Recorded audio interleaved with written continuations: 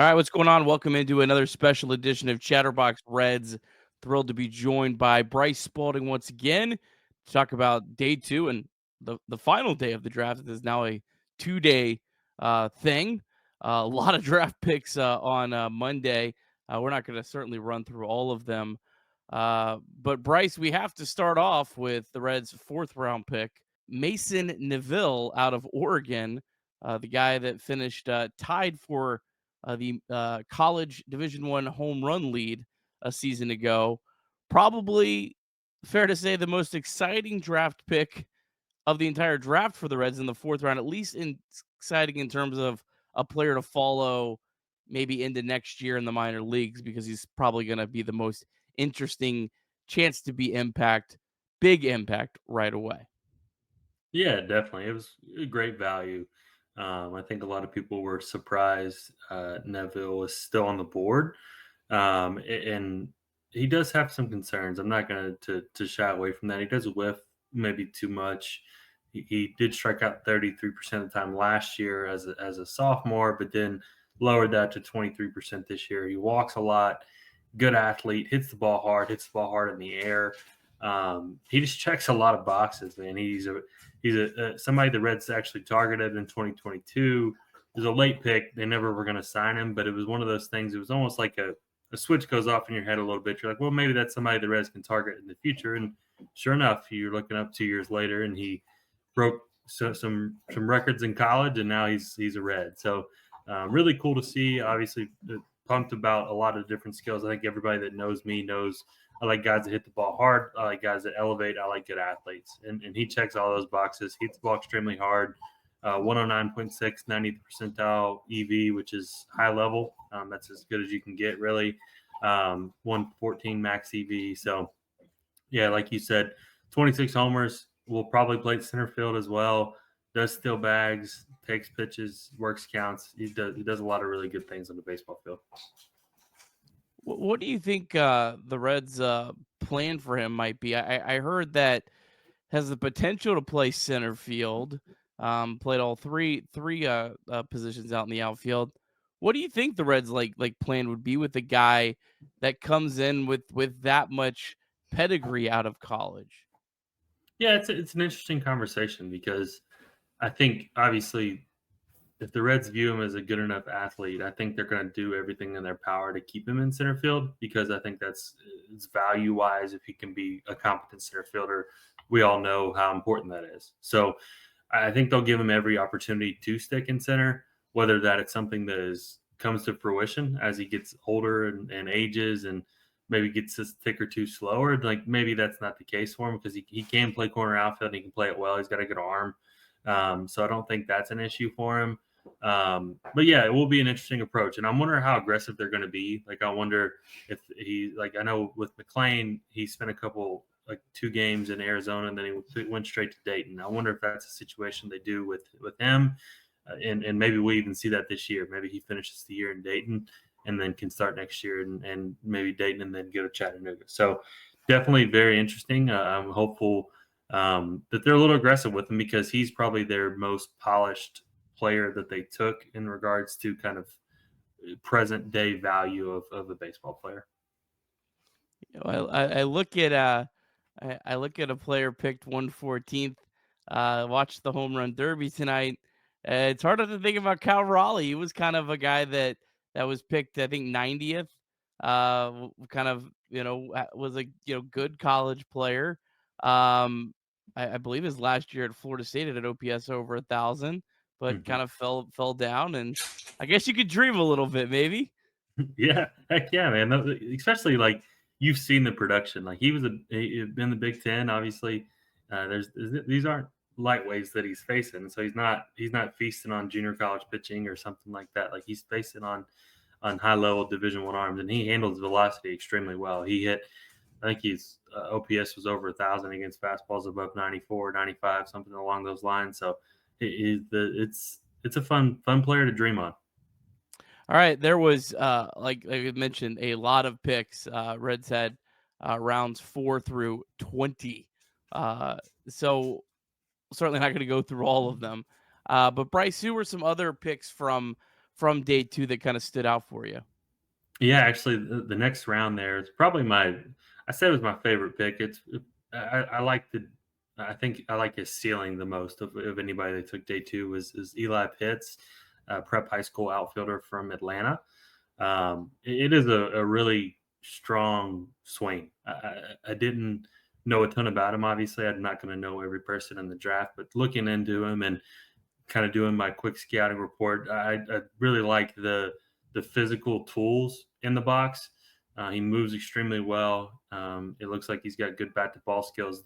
The power is there. I think I put something out is 76.6 mile per hour bat speed is it would be like top 10 in Major League Baseball. Like he swings the bat extremely hard.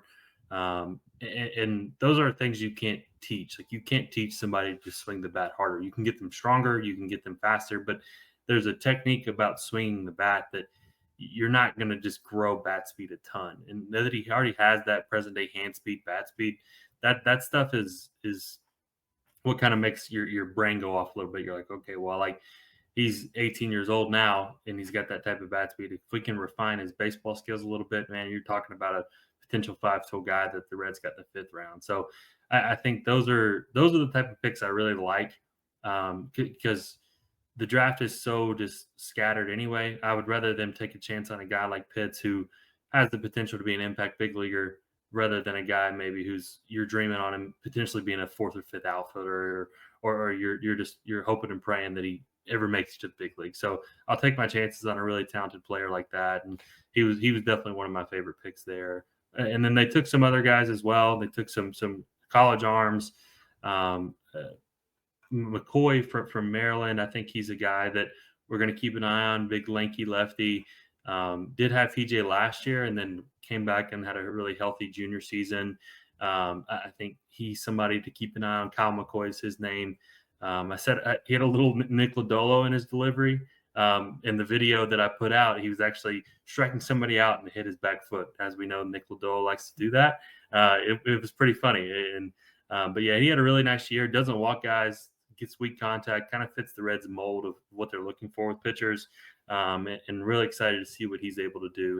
All right, was there anyone a little bit deeper that really deep cut? Probably the chances of making the big leagues are slim, but there was someone that you went, there's just something intriguing about them. Maybe the darkest horse of this draft for the Reds.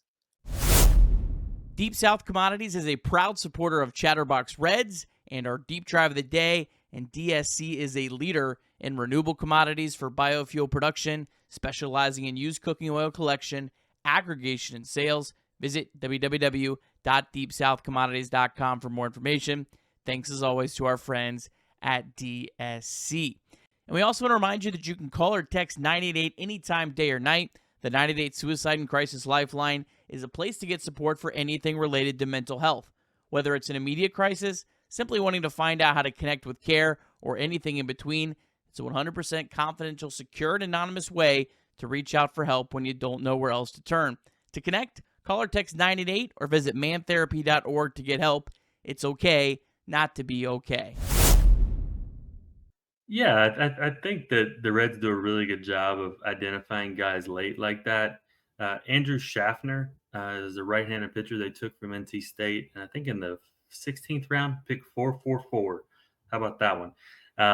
He's deep down there, but he was a reliever for NC State this year. 3.13 ERA in 37 innings, 39 strikeouts, only walked 7 guys. So he was actually a two-way guy. So I think this is pretty interesting about him. He's really only been a full-time pitcher for 1 year, and he posted those types of numbers in the ACC. So I think he's somebody that the Reds can kind of mold a little bit. Maybe they can get their hands on him. He's been up to 97. He has a good breaking ball. I think he'll probably be a reliever no matter what. So he's another guy. He kind of reminds me of Simon Miller. And if you look up Simon Miller's numbers, he's been awesome in the Red system so far. So that kind of mold, a good fastball, good slider. It's got good depth to it. They went reliever, kind of back to back to back there. And then I think you'll look up in a couple of years, and I think you'll see his name is Mason Martinez from Florida State. I think you'll see Schaffner from NC State, and then I think you'll see Bryce Archie, who's actually a quarterback at South Florida, also a relief pitcher. I think you'll see all three of those guys. I think they're going to be pretty good arms for the Reds in their system. All right, interesting. Good to hear some relievers. I feel like Bryce, that's been one thing that have been really lacking is the Reds' development of relief pitchers, and obviously most of them are failed starters. But you look at a team like the Brewers, who just feel like they constantly bring up arm after arm after arm. Now, looking at the Reds' minor league system right now, there's a lot of really good reliever arms. Easton Sikorsky as well, along with Simon Miller, like you mentioned. Obviously, the guys at AAA, May, Maxwell, and now Connor Phillips. So hopefully the tide is turning there, and the Reds can maybe be a team that can start pumping out relievers and having an excess of them, because that would certainly be fun. Last thing for you, Bryce. Here, you had about 24 hours to marinate on the top three picks. We spent a lot of time on the last podcast talking about those three. But was there anything that after you kind of did a little bit of a deep dive, or you heard something that kind of stuck out about any of those top three picks? Yeah, I came away feeling better about all three of them than maybe I did initially, especially Mason Morris. I think he was a guy that maybe I underestimated a little bit. Ole Miss kind of used him in a unique role. He kind of was their fireman and handled every tough situation, every big situation they would have late in the game. He would come in and pitch, and every comment I would read, it was Ole Miss fans being mad about Bianco not putting him in the starting rotation because they wanted him to be in the rotation. So I think the Reds maybe saw that and they were like, man, this stuff is so good. Can he be a guy that we can harness a little bit and turn into a really good kind of mid-table starter? It's legitimate stuff. Like I'll stand by what I said of him potentially being in the big league bullpen. I could see it. But I think maybe for his development, that's not the best move. So, but yeah, I really like all three guys. I think that Aaron Watson's a fun pitcher. I think Reds and Four, our guy there, he put out a really good, cool comp of Brady Singer. It made a lot of sense when you think about it. Big, tall, lanky righty, can sink the ball, can kind of he likes to get sweet contact, but also has a four-seam fastball he can kind of work off of. Not a great shape to it, but he's 18 years old, and I think the Reds can do a good job of shaping that. So I feel really good about the top of the draft. A little weary on the bottom of the draft, but I think we all know that if you hit on three or four players, or even one or two players, if they turn out to be really good, you're talking about that draft as a good draft. So um, I think they took some upside plays.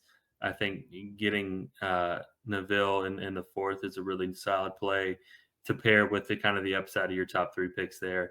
Um, I know Katuska and those guys put in a lot of long hours, and I'm sure they're celebrating tonight, and they deservedly so have earned that. So, yeah, I'm excited. Obviously, adding 17, I think they're ideally probably going to sign 18 guys. Hopefully, they can sign their 20th round pick. But yeah, 18 new guys in our organization. Hopefully, they are ready to come and hungry to make a difference here. Only the takeaway I had, Bryce, and I don't know if you had a chance to listen to any of Steele Hall's presser. I was really impressed with how well spoken he was he's 17 years old, right? Yeah, 17. For Yep. a 17-year-old, he was just well spoken. Like you kind of expect a guy to jump on a Zoom call that's 17 years old and be like, yeah, I'm really excited to be in. Like he was just raring to go. Has an incredible personality. He's definitely the kind of player that I think Reds fans would really fall in love with very easily. Yeah, no, he was awesome. He was talking about how he could beat Elly in a race and Yeah. all that good stuff. No, I love it, man. You got. I don't want anybody who we're drafting in the top 10 to not be confident in who they are and their abilities. And this kid he's tough. And I mean to reclass, to be committed to Tennessee, to kind of go through the ringer of Alabama high school baseball and the AAU circuit and summer travel baseball, and he just keeps performing. He's rose up draft boards so much. I think he's going to be one of those guys that you look up in a year and everybody's like, "Wow, the Reds got a steal in Steele Hall at pick 9 there." He's somebody that's just going to keep getting better and better and better as he's growing. He's a year younger than pretty much everybody in the draft outside of the number one overall pick, who's also a reclass guy. So, I mean that stuff makes a difference, man. I mean if he was I keep going back to what Katuska said on the Zoom call. He said if he's in 2024 or 2026's draft, he's probably going to be 1-1. So I think you're going to look up and you're going to really like this pick in a year. And if there's any first round pick that probably deserves a little bit of grace, just going to go ahead and get in front of this now. If we get, I hope he comes in probably not going to play much this year, but I hope in 2026 he comes and hits the ground running. But if he has a 620 OPS in 2026 in the Arizona Fall League or the Arizona Complex League, give this kid some grace. Like Yeah. he's going to be younger than just about everyone. It's going to take him some time to develop. Yep.